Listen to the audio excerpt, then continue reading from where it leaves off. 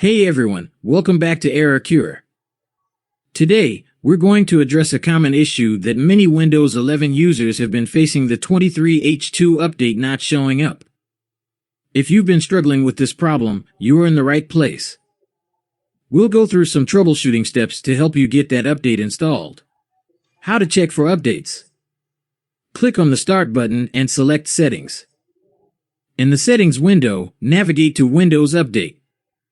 Once you're in the Update and Security section, click on Windows Update in the left-hand menu.